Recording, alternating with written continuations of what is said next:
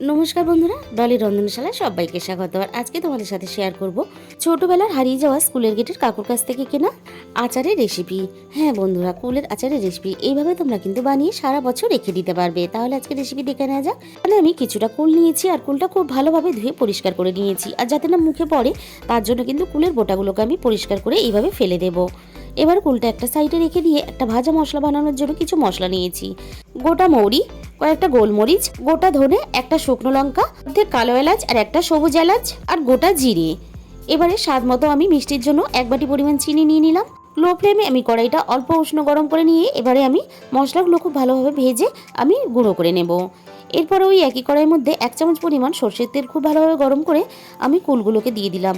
কুলটা খুব ভালোভাবে মিনিট 5 আমি এখানে ভেজে নেব। খুব বেশি কিন্তু ভাজবে না, তাহলে শক্ত হয়ে যাবে। কুলটা এখানে ভাজা রেডি হয়ে গেছে। এবারে আমি 1 বাটি পরিমাণ জল দিয়ে দিলাম। এখানে কিন্তু খুব বেশি জল দেবে না। কুলটা আমি খুব ভালোভাবে সিদ্ধ হওয়ার জন্য ঢাকা চাপা দিয়ে দিলাম। এদিকে কুলটা সিদ্ধ হতে থাক। এবার আমি মিক্সিং জারের মধ্যে সমস্ত মশলা দিয়ে আমি খুব ভালোভাবে একটা পেস্ট রেডি করে নিলাম। এদিকে কুলটা আমি দেখে নেব ঢাকা খুলে। কুলটা কিন্তু খুব ভালোভাবে সিদ্ধ হয়ে গেছে। আর দেখো, কুলের মধ্যে কিন্তু জল নেই, কুল থেকে কিন্তু শাঁসটাও বেরিয়ে এসেছে। খেয়াল রাখবে কুলের মধ্যে যেন জল না থাকে এক্সট্রা। এবার আমি খুন্তি দিয়ে চেপে চেপে এভাবে কুলের শাঁসটা বের করে দিয়ে চিনিটা এখানে অ্যাড করে দিলাম। চিনির সাথে কুলটাকে আমি খুব ভালোভাবে একবারে লো ফ্লেমে নাড়তে থাকবো, যাতে কুলের আচারটা তলা থেকে লেগে না যায়।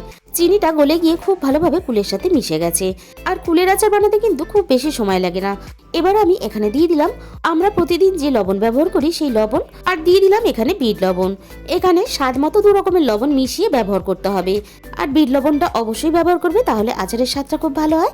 এবারে সবকিছু একসাথে খুব ভালোভাবে মিশিয়ে দিয়ে এখানে আমি ভেজে রাখা মশলাটা 1 চামচে দিয়ে দিলাম। আর বাকি মশলাটা আমি রেখে দিয়েছি আচারটা খাওয়ার জন্য। যখন পরিবেশন করবে এই মশলাটা উপর থেকে ছড়িয়ে দিয়ে হালকা বিট লবণ ছড়িয়ে দিয়ে পরিবেশন করবে।